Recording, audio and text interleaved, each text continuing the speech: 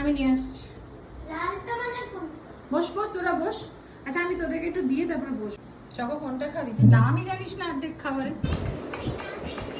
আচ্ছা ভুলে গেছিলাম আজকে স্পেশাল অ্যাট্রাকশন, এই ডিশটা তো বলাই হয়নি, এটা হচ্ছে পটলের দোরমা। তো এভরিওয়ান, মাইসেলফ নবনীতা। আজকে বাড়িতে ইলিশের উৎসব, যাকে বলে এলাহি ব্যাপার।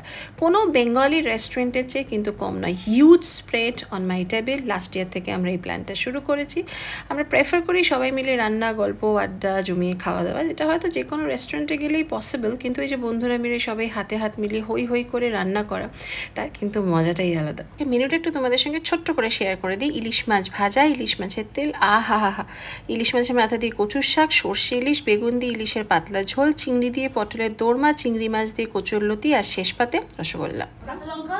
আচ্ছা রিভিউ দিবি হ্যাঁ, কোনটা সবচেয়ে ভালো লেগেছে, কার কোনটা ভালো লেগেছে? পুরোটা খাবি তারপরে। সোফার আমার কাছে পটল, আমি সবকটা খাওয়ার পরে বলবো। হ্যাঁ, মাথা সবটা, দিয়ে সবটা। আর চিংড়ি মাছটাও ভালো লেগেছে। আমার তো মাছের ডিম।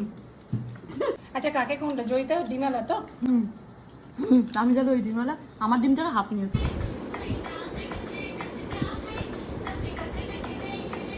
আমাদের খাওয়া দাওয়া শেষ, আর সবাই যেখানে সেখানে একটা রিল হবে না, সেটা কি হতে পারে? শুয়ে শুয়ে তারপর একটু আড্ডা, বিকেলে ব্ল্যাক কফি। আচ্ছা এবার বলো তো, এই এতগুলো আইটেমের মধ্যে তোমার সবচেয়ে ইলিশের পছন্দের আইটেম কোনটা?